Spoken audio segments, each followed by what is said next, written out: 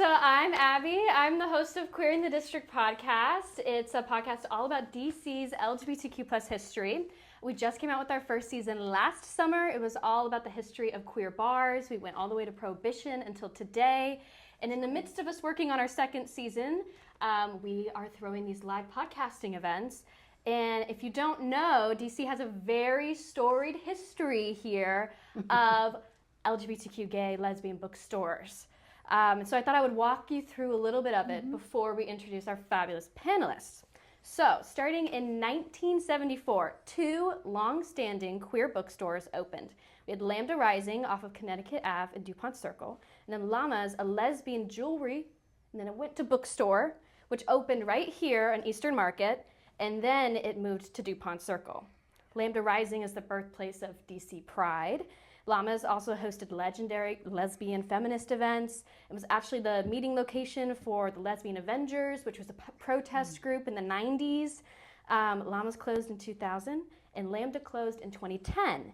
And then, 12 years later, another entirely queer bookstore enters the scene, and it's Little District Books, where we are today. It was first on 8th Street in this cute little location, which used to be known as the Gay Way, and then they just moved here a couple of months ago in this bigger, more fabulous space, and we're so excited to be here. So now that I've given you the spark notes of that history, let me introduce you to our panelists. We have Susan, who's the assistant manager at Lambda Rising in the 90s. We have Jane, who was a Lambda Rising manager and then owner of Lammas. And then we have Patrick, the owner of Little District Books. Thank you all for being here, and I'm so excited to dive in. So I thought, just to give everyone kind of an intro, tell us a little bit about what brought you to DC, and then how did you get involved? How did you get into this world of owning a bookstore, managing a bookstore? How did this all happen for you? Well, I would say I was trying to find myself.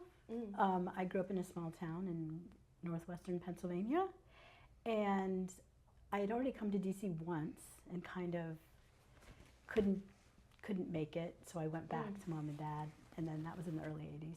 And then I came back in the late 80s, and I decided that I thought that working at a gay and lesbian bookstore would be just what I needed. So I applied and I got the job. And it was amazing because I really needed to explore my sexuality and coming out and to figure things out. And so that it helped me there. And also I love books. Right. So Naturally. I mean, that was an obvious, you know, it had to be a book place. I went to the bookstore, or not the bookstore, the library a lot when I was a little kid.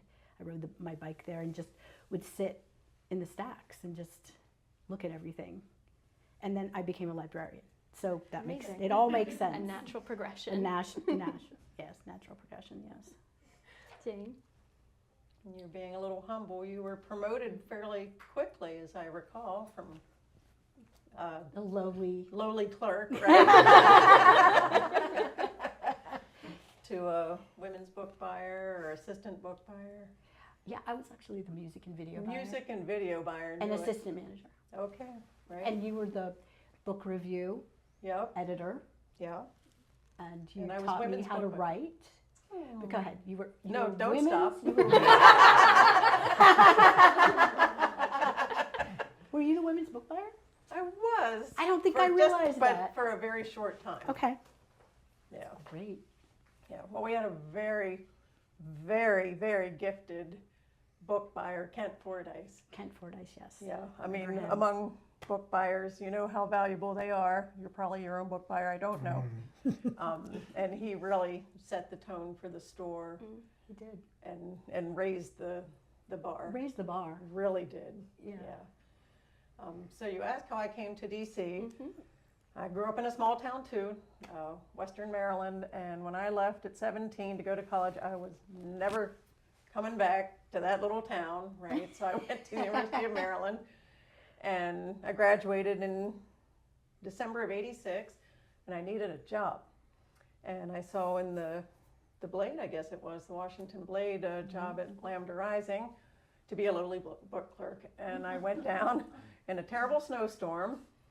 And I got hired on the spot, and I think the reason was the assistant manager at the time, Hugh, I don't remember his last name, didn't make it into work. He said, oh, it was just snowing too much. Apparently, he lived a couple of blocks from me, so so I got the job.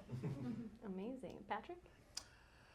So I'm originally from Kentucky, and I moved to DC basically for work. I wanted to work for the federal government, and I did that basically until COVID came and stole all the joy of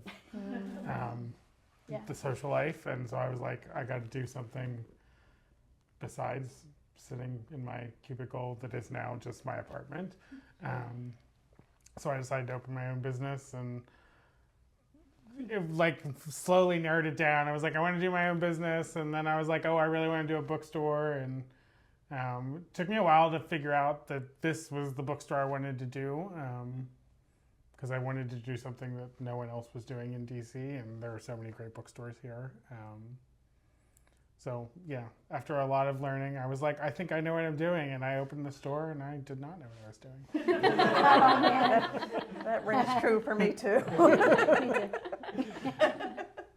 Speaking on that, what were some of the biggest lessons that y'all learned about yourself and about the space that you were creating? Like, what were some of the biggest life lessons that you still carry with yourself today? And then Patrick, what you're working through every day currently? Yeah. I'll take a quick answer to that. So I remember when I bought Lammas, it was 1993, and I'd worked at Lambda Rising, so I knew everything, right? And someone had told me that Mary Farmer, who owned Lammas at the time, that she couldn't afford air conditioning. I thought, well, that's silly. Well, guess what? I learned pretty quickly that, it's tough, and it can be hard to make money. You really got to stay on top of everything. So that was the lesson I learned. I remember going to Lammas. It was an amazing bookstore on P Street when you moved it, right? No, Or was it there already? And it then, was there and already. Then you took over. Yeah. Great. Yeah, Mary was going to close the store, and I was kind of over Lambda Rising at the time. Yeah. Well, it was Deacon, the owner. Yeah. Well, And he'd tell you the same thing. I think I asked for a raise and I didn't get it, so I was ready to go. Yeah. But I found out that the women's bookstore was for sale, and I was going to close, and I didn't want that to happen. I'm going to give a shout out to Jim Marks and Nick Apostle. Nick loaned us the money to buy Lammas, so if anyone is to thank for saving the women's bookstore to keep it from closing, it's that man. So I didn't know. yeah. Speak on the history of Lammas a little bit, about why it was such a unique place. Well, sure. And then we have pictures to prove. I put the time in, so I'm going to go for it.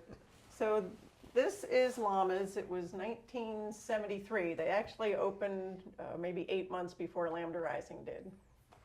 And like you say, it was a jewelry store, right? So this is the original location. It was over here on 7th Street, I think, and this is Mary Farmer, who started it all. And I really admired her, and I still do.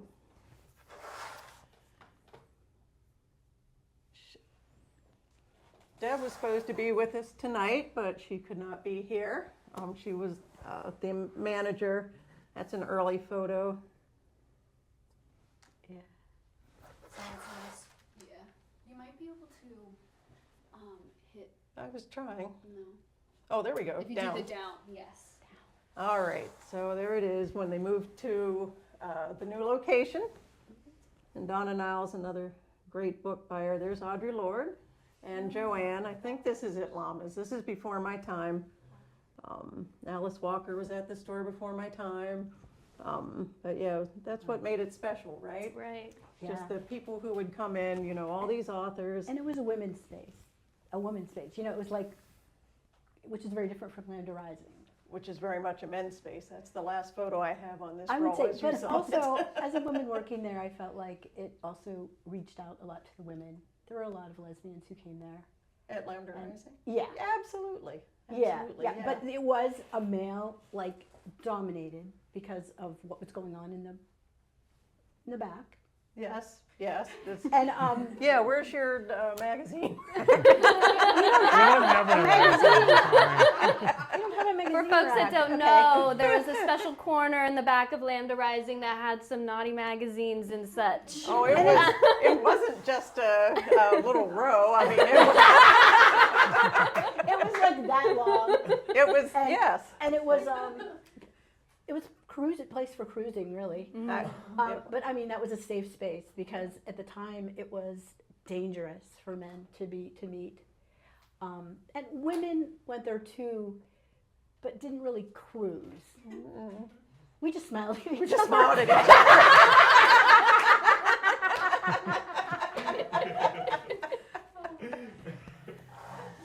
So there is that. Yeah. Well, no, I did break up a hand job one night.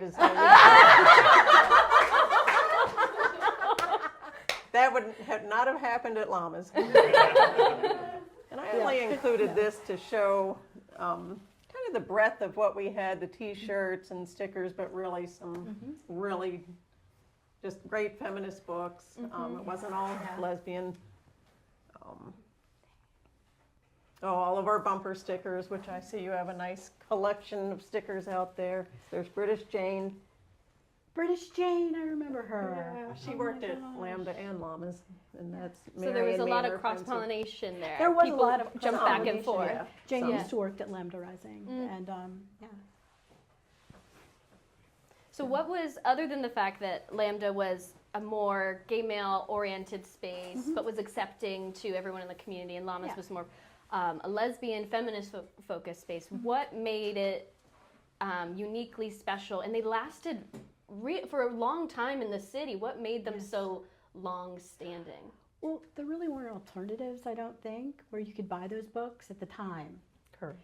And everything changed, of course, with Amazon coming along and Barnes and Noble and things like that, and they started buying gay and lesbian books. But at the time, you really couldn't find those books anywhere. They also had a mail delivery service. So, and I actually remember when I was at home in the late 80s, after I came back home from DC, and then before I came back the second time, I think I was on the Cover. You were on the cover. Yeah, the Oh, back no, cover. no, like no, no, Buzz. no, wait, no, Buzz? that's not what I meant. The list. I was on the. Oh, you're on the list. I was on the Oh. mailing list, But didn't they? and I would get the book report in a brown paper, Oh.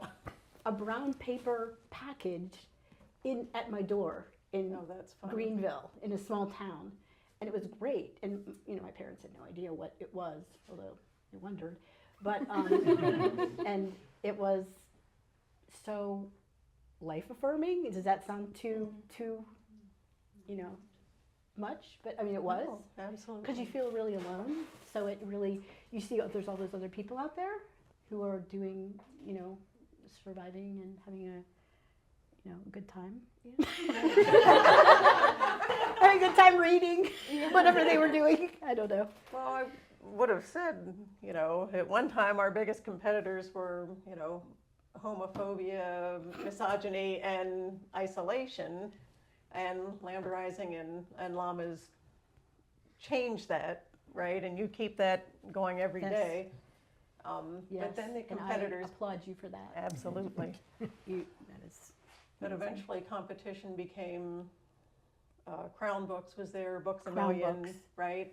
And some other Barnes and Noble started. But then really it was the internet, I think, that, video killed the radio star and the internet. And I found it disturbing because I thought, well, everyone's now sitting isolated again in their little rooms, and they're not coming out to events. But I'm sure that's changed now with. Yeah. And I want to ask Hopefully. you that, Patrick. You've opened this store in very different conditions of not just acceptance for the queer community, but just like after COVID or in the midst of it, really. What was the community's response to you opening the store? And like we were saying, we're now competing with Kindle, you're competing with online, you're competing with short attention spans these days. So like, what do you do to keep the community engaged in wanting these books, or is there just like a natural love for this space? Oh, I just do a little bit of everything and hope it kind of sticks. Yeah, I mean, it's a big part of it is that like I enjoy going to bars and things, but like I'm not someone that goes out and does it all the time. And I was like, there have to be a lot of people in that boat. So with the old space, it was very much a lot of like, we're just gonna have some books and see if they show up, and they did, and that was very nice. And then this space is much more of a like, you know, building more of a community space. You know, we couldn't do a lot of events and stuff. I mean, the old space was 750 square feet ish, and we had one event that had like 46 people, and people were just like falling all over each other. And I was just like, please don't let the fire marshal show up, because I'm really sure they'll be the enemy. So when it was time to either renew or move, I was like, you know, let's see what we can do. And I'm really excited. We've got a lot of stuff. We do our book festival now in the summer. I just like to, you know, do things that not everyone is quite doing, and people keep showing up. I think kind of like the undertone is that like running a business like this is no joke. It's very difficult. And what kind of keeps you going or kept you going? Like what memories did you like lean on to give you the motivation to keep doing this really hard work? I think one thing with Lambda Rising, it was kind of a flagship store where a lot of people around the country who were visiting DC would come to Lambda Rising to check it out because they were gay or lesbian, and they would, or trans, and they were so excited when they came in and they go, hi, I'm from Nebraska or whatever, you know, and then they'd buy t-shirts and stickers and everything, you know, and it was really important what we were doing, and it kept me going. That kept me going, knowing that I was helping people. I would say Deacon and Jim would definitely echo you in that, and Deacon, Yes. who really started it all. He had a vision he had gone to Yes. Oscar Wilde bookstore in New York, as you do, you go to New York, and this is in the 70s. And he came back to DC and decided to start the store here. And he said it was maybe a couple of months after the store had opened. And a guy came in, just off the street, turned around, spun around and said, I'm home.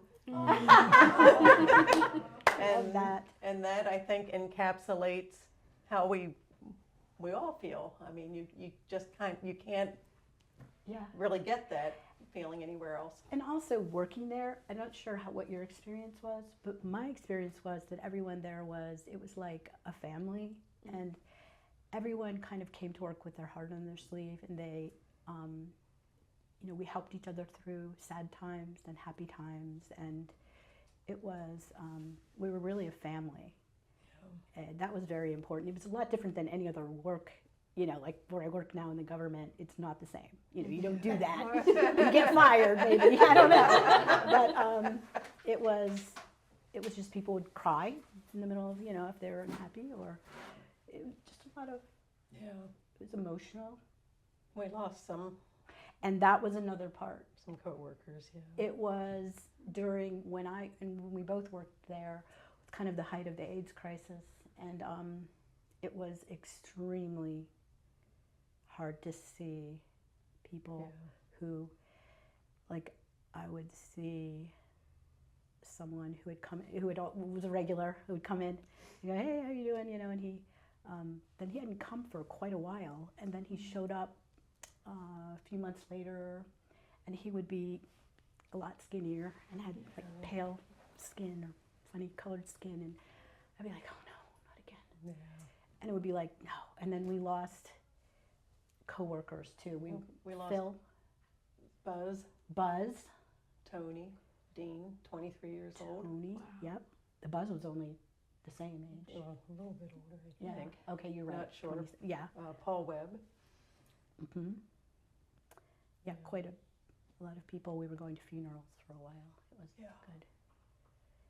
Yeah. What A lot kept of you the going with that? Was it the joy of that space, the like ability to be with your community while also like mourning with your community? What really, because that's like very difficult time to go through, something that I think a lot of people in this room can't even imagine.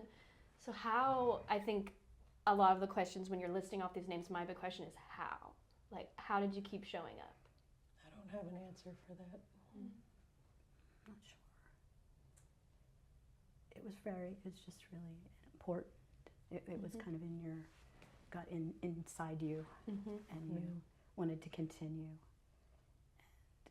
the people there were very, I just had regular customers who I got really close with, and who, like someone who, he would just come it seemed like every day, and he would just kind of sit on the side, and he would just chat with me. We'd just talk, and he was really smart. We'd have these intellectual conversations. And then later he ended up writing a book, like a very famous book about perfume, actually. But he continues to be a writer, and he's very, I can't remember his name right now, but he's, I thought, oh yeah, that makes sense. That makes total sense, And Well, we had people talking in the writers, authors coming. authors, that was a good one. Right. Yeah. So people like We, that. we had a lot of famous people at Oh, we Lambda did. Rising. Yeah. Well, who? Let's see. Sandra Bernhardt, I met. Yeah. Martina Navratilova's ex-lover. Nancy Lieberman. I saw her. No, not her. Oh, a different woman. Judy Nelson. Judy Nelson. And she wrote a book called Love Match. Yeah. It was kind of silly. But anyway, yeah, I met her. That's how I found out Susan Sontag's famous white streak was yellow with cigarette smoke. Oh. Yes. Oh, a lot of people. Greg Louganis came. I don't know if you know him. He was a famous Olympic diver back in the day, very well known at the time. He came, and he went up to what we call the disco booth. Was if you ever went into Lambda Rising and you looked up, there was like a booth where you could look down the office, and we go back and go up steps from the back. But he was chain smoking, and I was like, "What? You're an Olympic swimmer! How dare you? Why are you doing that?" But my dad was a swimmer. When he was in college, he swam for like Ohio State, like a championship team, and so I got Greg Louganis signed his book for my dad. Oh, that's great. And my dad was cool about it. That's cool. He loved it. Not my mom so much, but my dad. Yes. Anne Rice visited the store. Anne Rice, yes. Not as signing books, but I remember she said that she likes to read that she reads slowly. She doesn't like to miss a word. So I thought that was cool. Patricia Cornwell stopped by when I was at the front.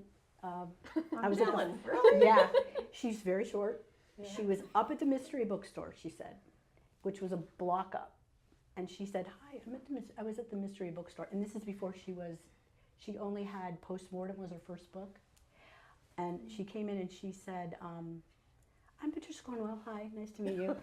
I was just up the street at the other bookstore, and I think that you should carry my books." And I said, "Oh, well, are you gay or are they gay or lesbian themed?" And she said, "Well," she didn't really answer the question. Well, then she just kind of said, "Yeah, you should just carry my books." And then she had a copy of Postmortem, like a mass market, and she signed it for me and gave it to me. That's so great. And then I told Jim and Deacon, and they started carrying her books.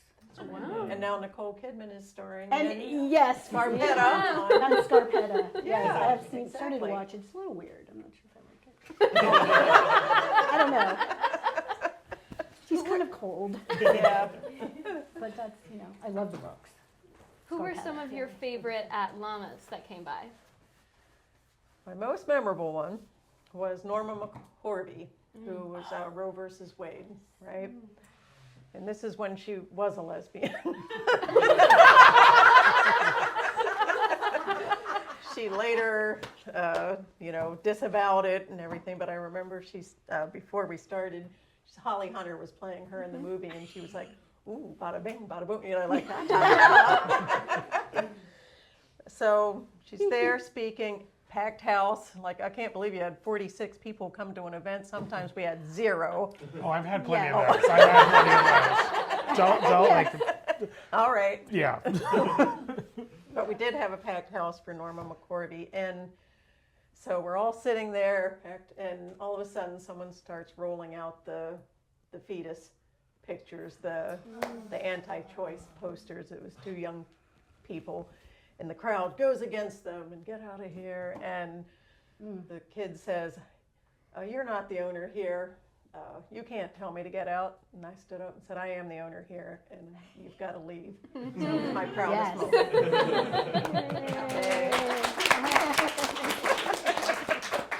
And Patrick, what about you?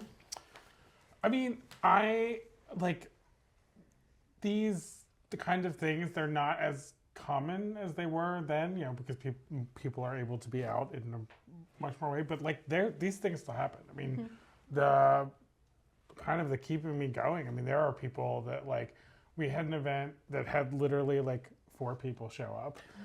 The author flew to DC from Texas for this event.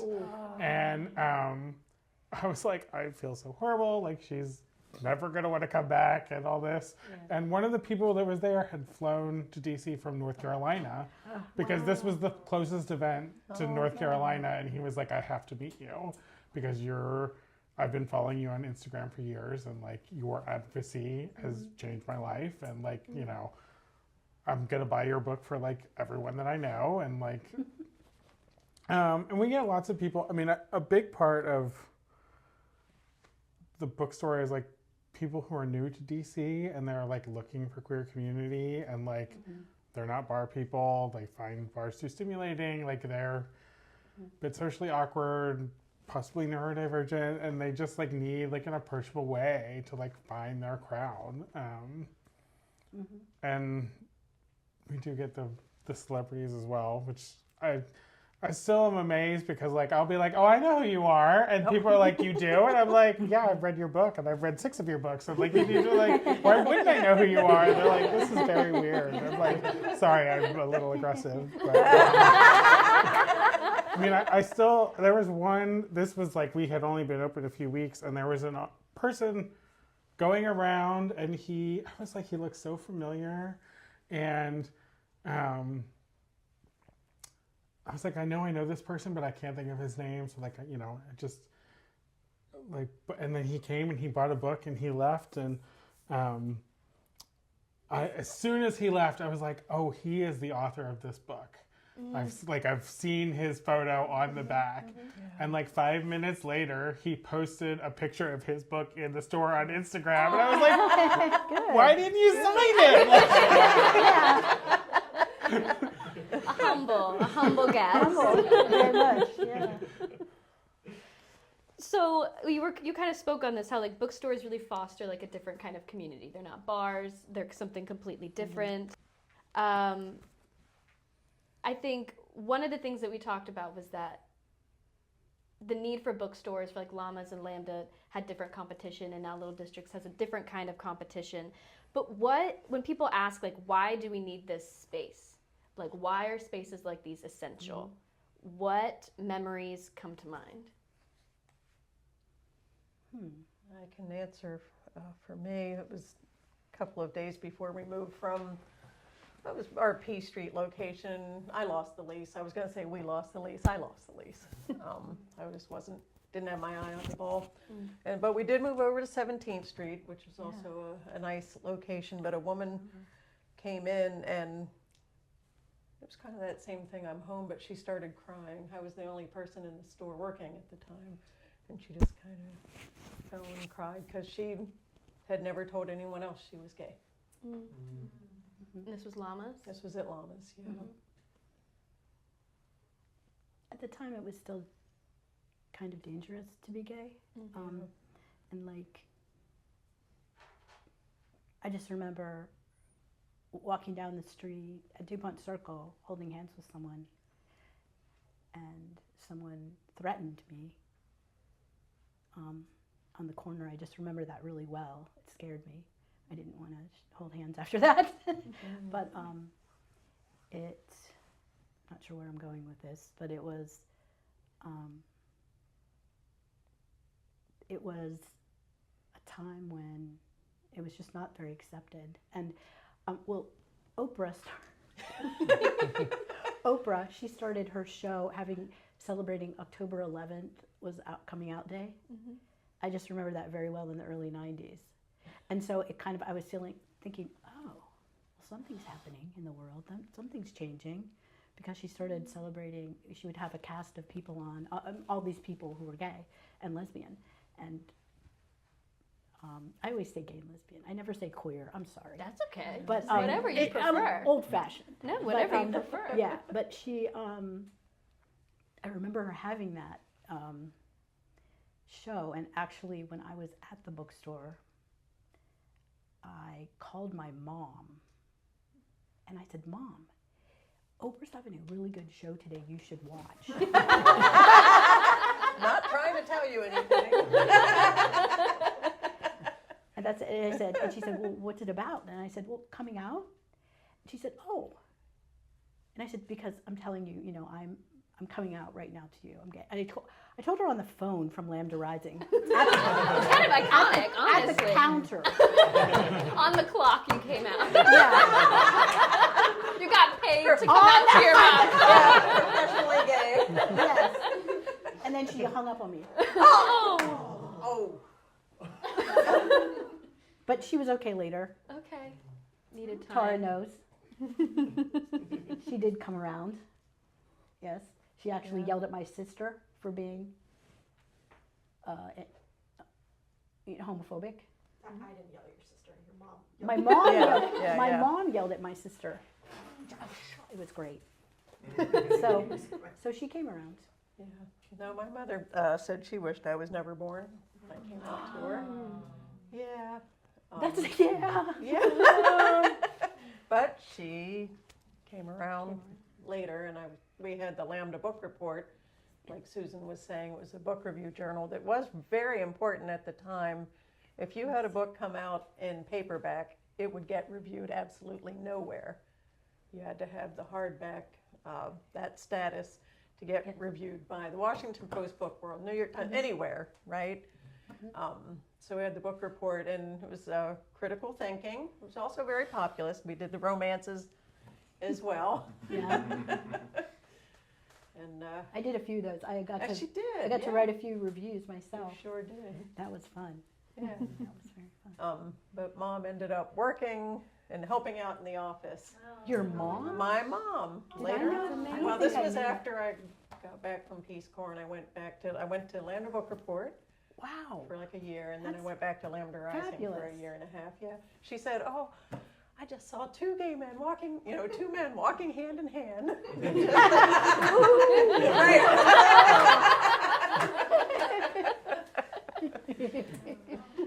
And then Patrick, you were a very different time. I mean, we can't help but mention that you have a bookstore during this past year, and this past year in DC has been incredibly difficult.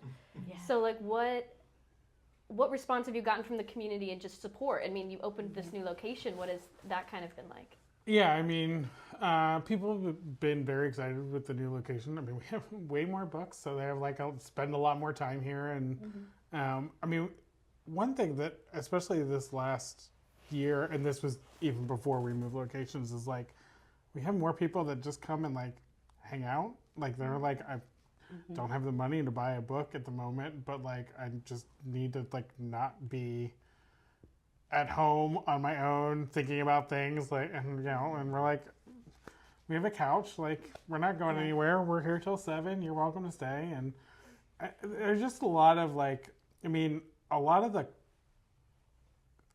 we have a lot of customers that I am always shocked where they're yeah, I live in a town of 60 people, and me and my partner are the only queer people in our town, and we go on one vacation a year, and it has to be somewhere we can drive. We drove to DC because there were 4 places, this bookstore being one of them, that we thought would be cool to go to. And I'm just you drove 5 hours to come to my bookstore, and they're yeah, and So I like, it just is like the third safe space, and like, I'm kind of just like happy to be able to do that more than anything. And it's so hard to articulate because people, as like the stuff we're going through right now, it's still going on. Like, it's hard to articulate like the impact it's going to have. I mean, I think it's going to be years before we kind of like understand what this period really means to people. Yeah. Well, we're going to go on to our game section of the panel that we have. So I have... Can I, Yeah. sorry, interject? I want to, it dawns on me now, this is very important for me to say. I met my first trans friend at Lambda Rising. Oh. It was Jamie Price. Do you remember Jamie? Yeah. Who moved to San Francisco and was Sarah. I remember. I don't think I knew that. Right? I knew Nope. Jamie. Right, nobody knew that, right? Knew Jamie, And yeah. then he came out to me as trans, and this was the 80s, right? The late 80s.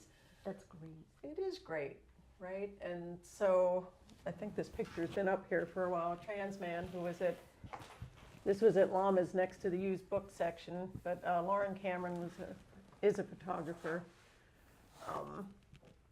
But I just wanted to put that out. That was also a part of our experience. We also, similarly, I worked when I was a weekend manager, and on Sundays, it was always on Sundays.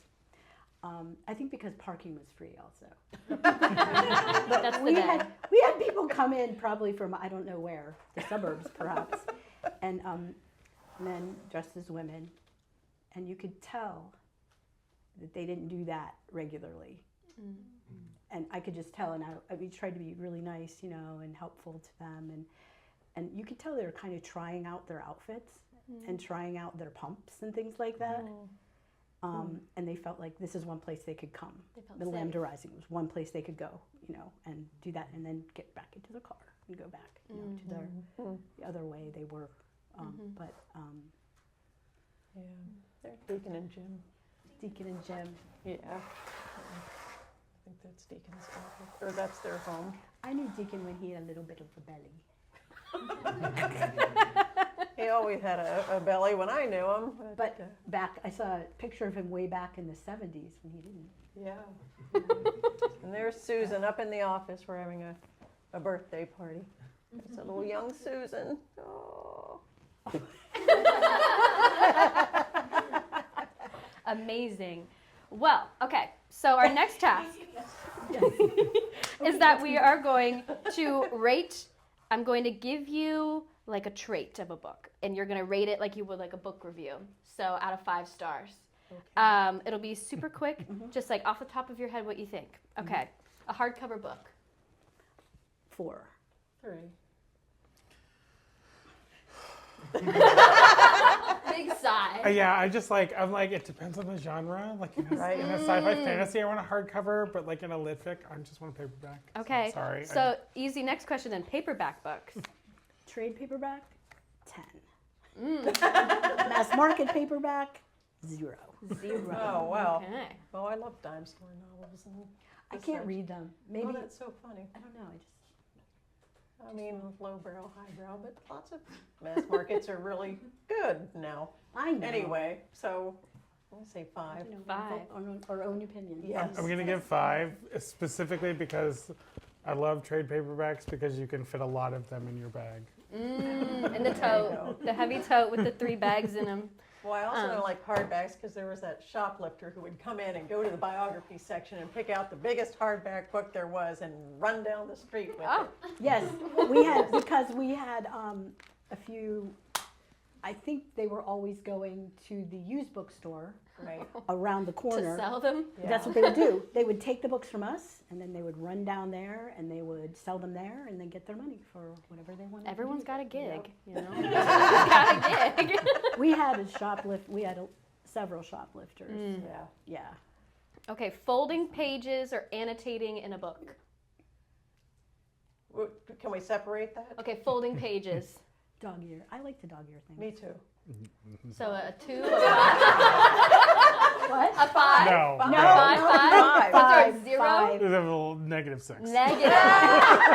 I've done it to library books. That's terrible. Okay, how about annotating in a book, writing in the margins? I used to in college, but I don't know about now. Same. Not for me, but you do you. Like, Okay, okay. Fair enough. Buying a book you haven't read. I like that. Yeah. Five. Well, Five. yeah. I literally buy thousands of them. Yes, you get that. Booksellers, yes, we want you to buy books you haven't What read. about buying a book you have read? I usually, if I can't find, like if I lose a book or I gave it to someone and they didn't give it back or something, and then it's one that I have to have for good, you know? Right. And I buy it again and just have it. I have done that. So like a 5? A 5, sorry. 5. Yeah.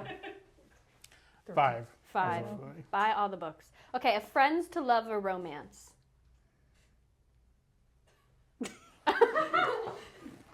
Repeat, A please. friend, like the trope, like in a book, the theme, like a friends to Oh, lover. friends to, yeah.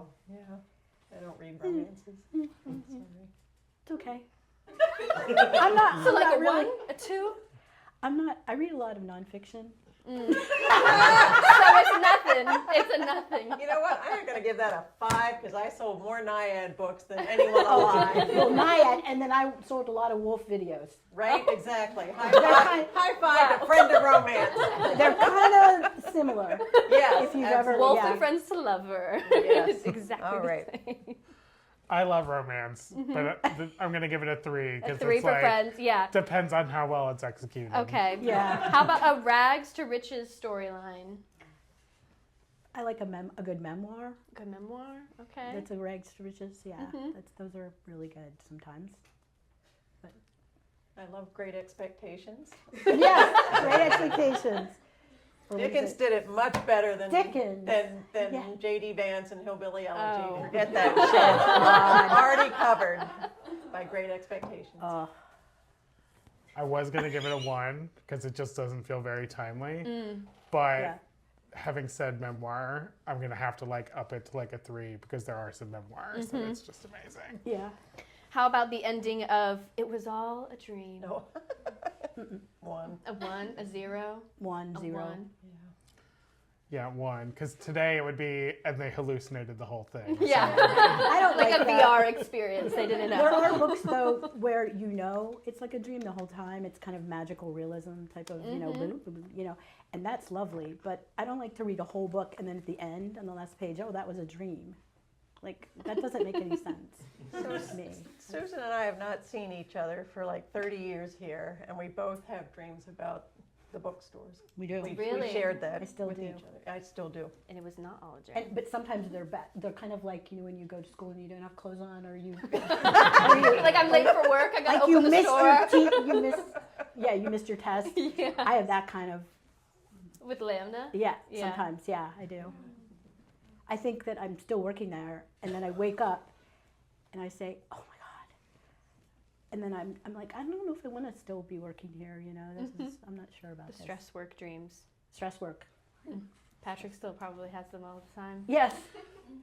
You have to sleep to have dreams. I'm usually too busy. I mean, I was doing Fair. ordering at like 1 o'clock in the Fair. morning. So I was like, No. Good Good. answer. Okay, so the last one, it's more of a hot take question. Does listening to an audiobook count as reading a book? Yes. Well, Like, can you say, if you listened to a book, be like, I read this book? I think you can say that, but I think it is different.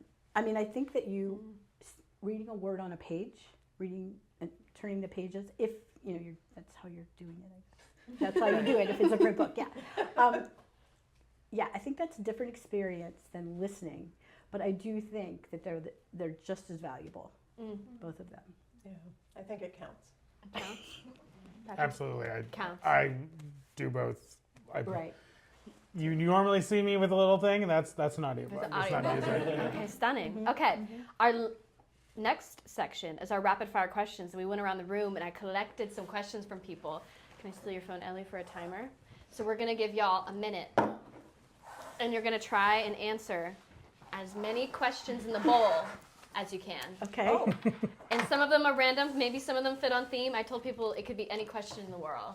So Sounds it's dangerous. fair game.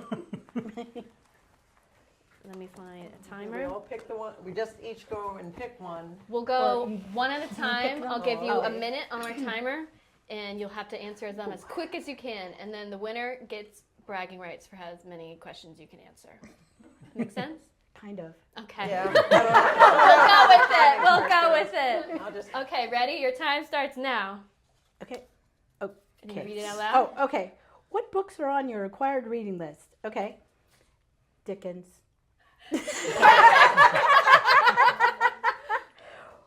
What's it like running a queer bookstore in a time of increased book banning? Oh, it sucks. What is your spirit animal? Louise, my dog. Yeah. 20 What was the seconds. best advice you ever got?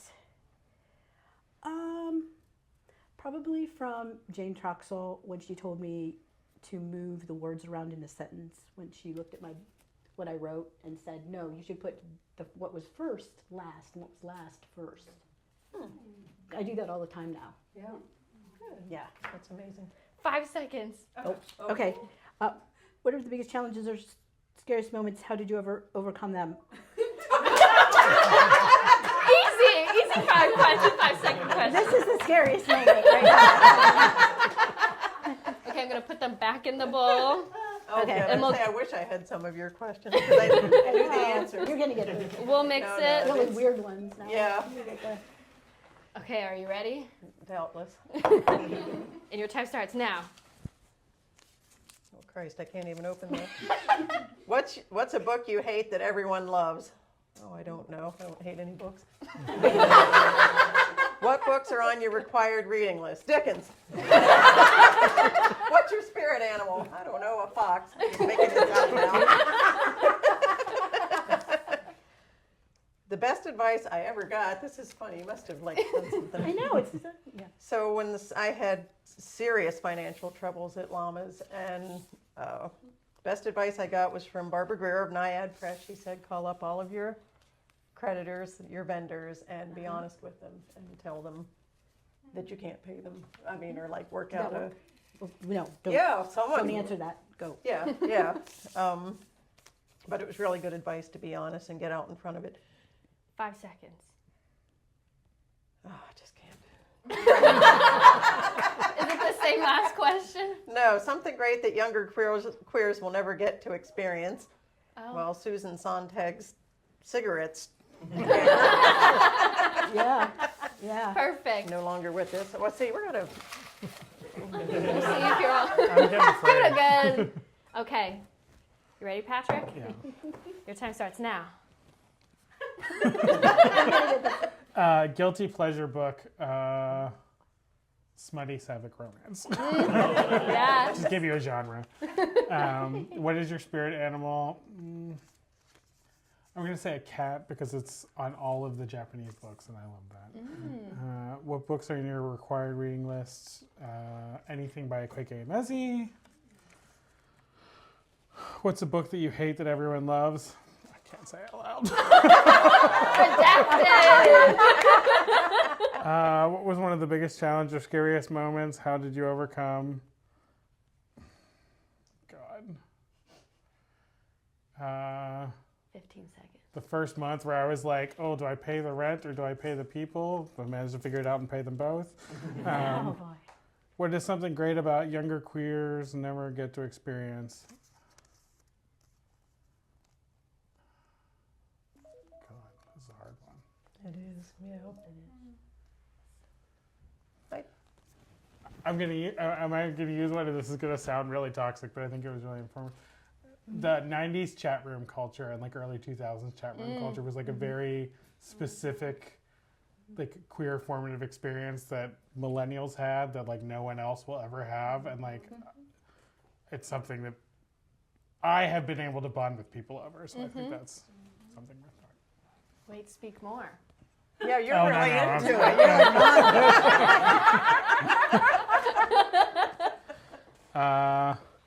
Least favorite customer question. Oh, do you have fourth wing? This can be your last one. What was the best advice you ever got? Oh, ignore the haters. Fabulous. Yay! Good job, everybody. I didn't even end up counting them, so everyone's a winner. And I hated reading Lolita in Tehran, which everyone loved that book, and I don't know why. Lolita? Yeah. No, not Lolita. The book Reading Lolita in Tehran. Oh. You didn't read the book in Tehran. Yeah, that's the name of the book. I know. I know. Okay, so our last section, we called it book club. It was that each person would think of a book or two or several, how many you want to present, that was most popular when you were a bookseller, or one that inspired you, the first queer book you ever read that you think of, anything in that realm of like what book was formative to you at your stores or just to you in your life. Who would like to talk about their book first? I would like to talk about Adrienne Rich Okay. because she meant so much to me as a poet. And Dreams of a Common Language was very important to me when I was coming out. And then I would say at the bookstore itself, I would say Armistead Maupin, Tales of the City, that was really big at the time. And everyone should read that series. It's really good. What's it about?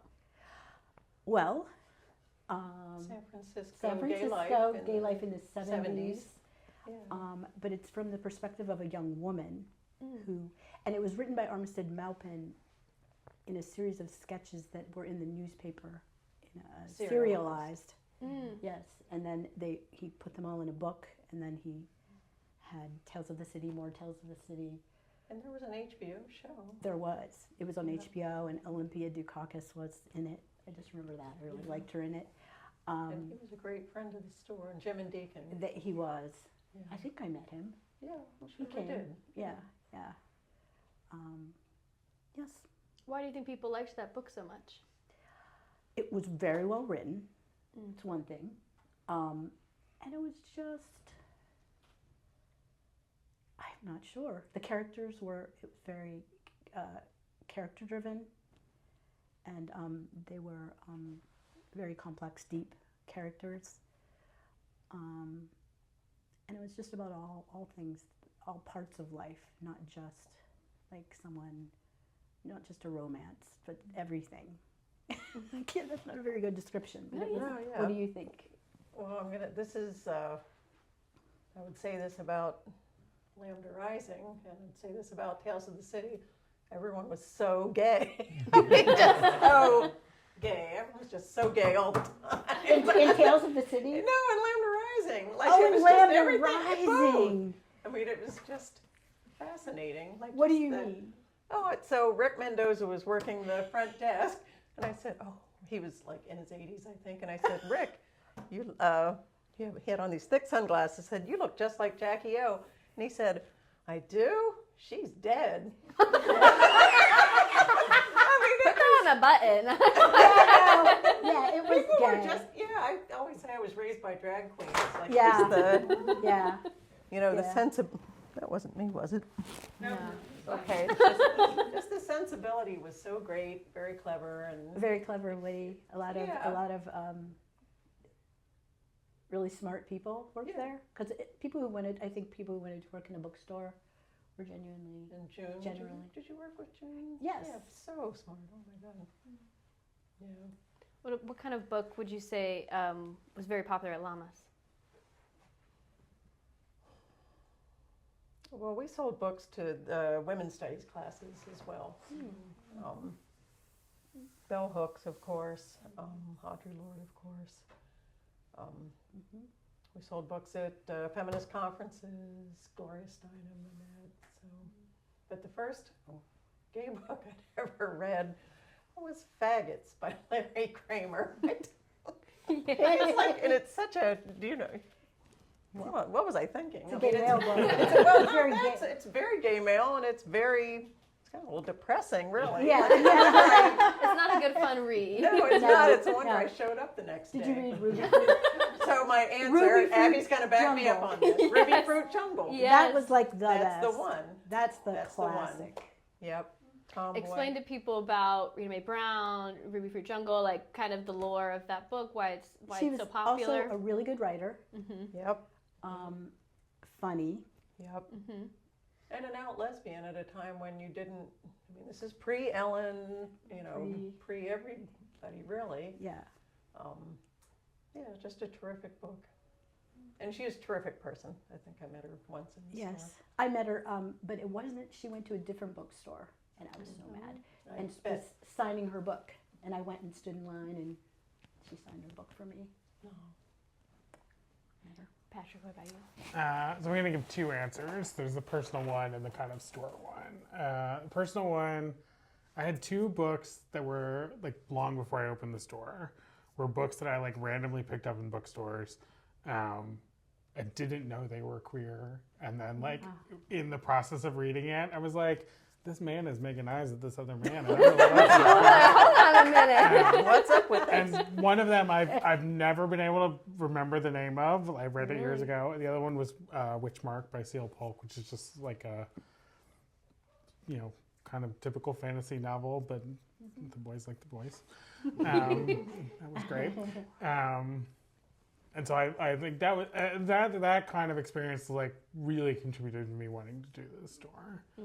The other book I want to mention is Leslie Feinberg's Stonebutch Blues. Oh, And I think it's just because I was like aware of it before I had the store.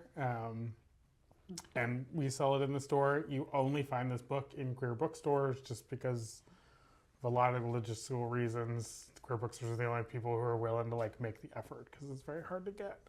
And like it just means so much to so many people and like captures such like a complicated time in like such a visceral way that like I just think that that's a book that I will always shout out. Yeah, absolutely. No, I have a picture of Leslie Feinberg. Really? Yeah, At which store? at Lammas, I think. Oh, it's- Llama. the picture she also is came to still Lambda there. Rising. Yeah, well, I'm sure she would have, yeah. Yeah, I remember. Well, she's looking for the photos. We wanted to do the last part was for anyone in the audience who had any questions that they want to ask. You can brew while we find the photos.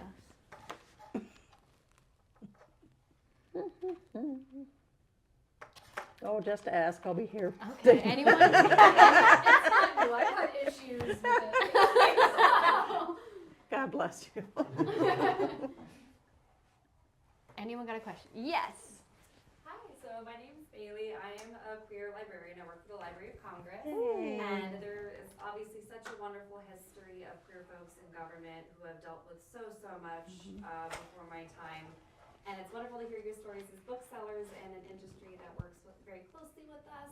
I was just wondering for folks in these literary professions, especially queer folks who are continuing to move forward, what's advice that you would give to us as we continue to open up our shops, our spaces, and our hearts to folks?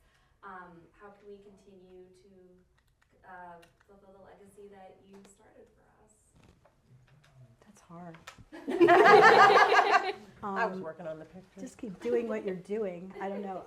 I think that actually if you're able to be completely out and open in yourself, I think that is one of the most important things. And yeah, that's a really hard question. Yeah. Caught off guard. Yeah. What do you guys think? What do y'all think?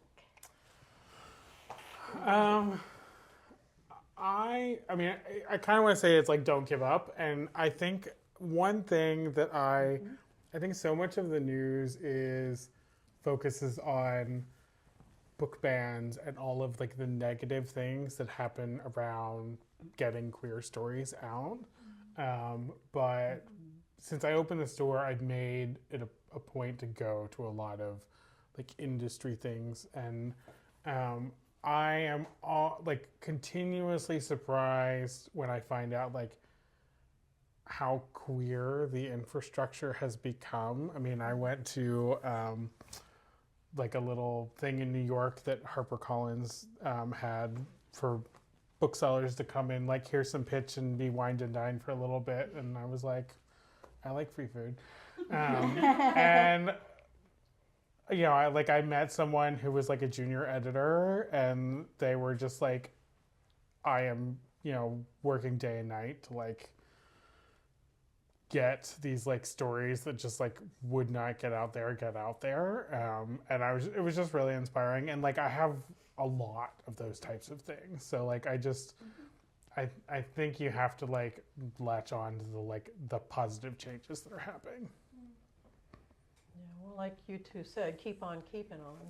And one thing I would like to point out is I don't recognize a single book here. So and I have sold a lot of books. I mean, I'm sure some of the oldies but goodies are here, but just the sheer number of books that you are carrying, I've learned it's a lot. mind-blowing. After you asked us to do this, I started looking into books, gay lesbian books and all kinds of things, and it's like I didn't recognize any of these titles either. But it's great. It's amazing because it's there's great. there's so many different authors out there writing these books. It's great. There weren't that many back in the day. I mean, I think this is about the same size, not quite as big as Lambda Rising, but maybe Lammas, but Lammas, maybe more Lammas. yeah. Lambda, But, I felt like Lambda was maybe a little bigger, but yeah, but it had a not lot more gifts and stuff. But really, it's amazing Yeah. that this many books are out there, and you do see books on the. It seemed like all the bestsellers I was reading turned out to be lesbian. Like the seven husbands of Evelyn Hugo. I love that book. Lesbian. That was a book that I read and I didn't know it was gay when I picked it up. Right. Exactly. And then halfway through I went, what are we doing here? Yeah, what are we doing here? Exactly. It was great. You should read it. It's a good one. Oh, and same author, Taylor Jenkins Reid. Mm-hmm. That Atmosphere book, the astronaut one, lesbian. And they're both excellent books. So it's really something that. It's just become a part of the culture. It's just Yes, exactly. integrated. Yeah. Integrated, not separated the way it used to be as much. Yeah. But also there's a lot of really, I don't want to keep talking, but there's some really good old books that I really was into, some of the classic books, like The Well of Loneliness. Mm-hmm. Do you know that? Mm-mm. Okay. That's from like 1920s. 20s. Yeah. Yeah. And it's by Radcliffe Hall. But all the books, the old books, before the 1980s, 1970s, I don't know, they all ended very sadly, almost all of them. But there was, do you remember Anne Bannon books? Bebo Brinker. Yeah. I love those books. It was kind of like Laura Ingalls Wilder goes to New York City. Or something. No, maybe not. No. I don't remember the names of the books. But they were all great. about Bebo Brinker. Yeah, Gay Gal Adventures. Gay gal. Yeah, that's what it was, her adventures. Any other questions? We're good, Dorothy? One quick one and then one a little longer. I do want to know, Patrick, what's the book that everyone loves that you hate? It's a safe space. Yeah, We can don't redact mind the it cameras in the formal and the recording. phones. We can redact. We'll put a bleep. Honestly, there are several. I'm trying to think of like what is the one that is like the most popular that there are a few that I'm just like, why is everyone so obsessed with this? It's not that they're bad. It's that I just don't get why people are so obsessed with that. I don't know. What's the other question? Okay. Well, I am in the process of trying to open a queer cafe in the area, and when we're thinking about like third spaces, safe spaces, visible spaces, as as much progress as we've made now, as far as visibility and being able to live and love out loud, there's still a lot of risk, and it seems like sometimes we're going very much backwards in that way. How do you how did you handle it, and how do you handle it, the balance of this space is needed and I'm the one that needs to make sure it survives, with the risk, like just all the risk that comes with being a visible queer space? How do you hold that? How do you balance that every day? This is a light question. Yeah. Easy. I almost want to say that like part of it is that like you can't think about it because it is like so crushing to think about like all the things. We have events, and anytime we have like an event that like draws in like a new segment of people, I inevitably have someone like DM me on Instagram asking about like how safe it is to attend this event. And like it's so that like I don't think that most people get like how afraid people feel in this moment. And like I don't really know that there's like a good answer to your question, because there's just like so much where people are concerned about so many things. I mean, my strategy usually is just like assure them and then try not to think about it. I mean, I do plan for safety issues. To me, the biggest thing is that like financing a business in 2026 is horrible, and like it just like, especially when a business where you're kind of being like 94% of people are probably not going to come to my business. So like that is probably your bigger concern. It is just that like, I mean, I know a lot of people that own small businesses in DC, and like, and queer businesses and non-queer businesses, and like it's just tough. Like it just is horrible. I mean, I think the big thing is just like reminding people that like what these spaces mean to people, and like, you know, be intentional with how you spend. Stop buying on Amazon. Like just stop buying on Amazon. Yeah, I don't know if that answers your question, but it's my ramble. I will give you a book answer. And it's not that I think the book is bad. It's that, so R.F. Kuang has written many books that are very popular, and people talk about Babel as being this like magical thing, and I'm just like, it's the worst book she's written. And there are many people I could not say that in the room because they would have a heart attack, so that's the one I'll give you. We'll take one last question. I was wondering if you could go back in time and relive one day at each of your bookstores. What day was it? What happened that day?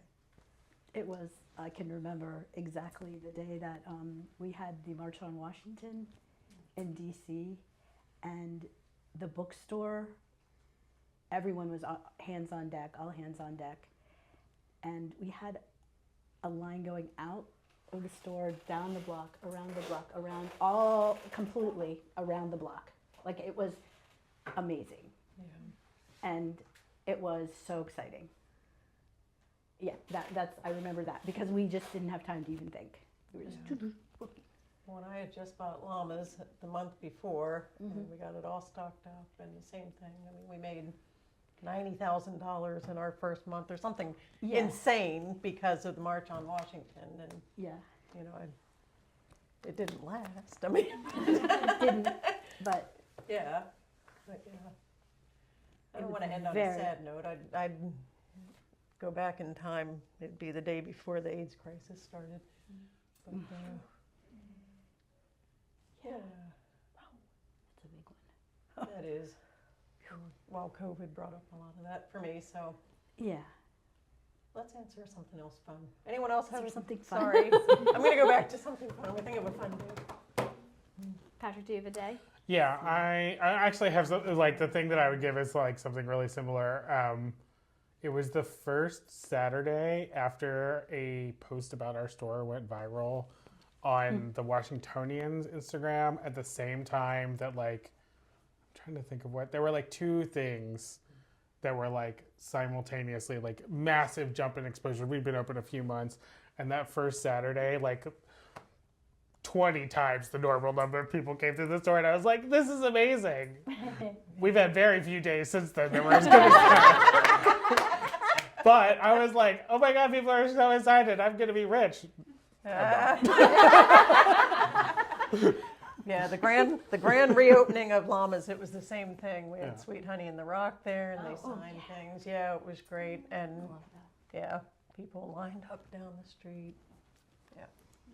So the lesson is shop local, come to these stores often, be a regular, and create community. I feel like that's the lesson of those days, is that don't just come once.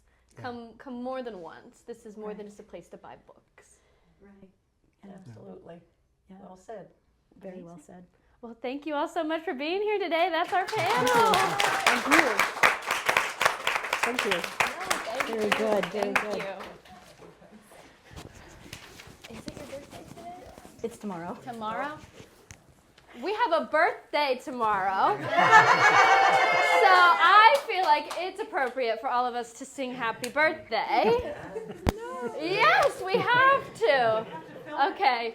No, don't do that. Don't film it. Don't film it. Are you ready?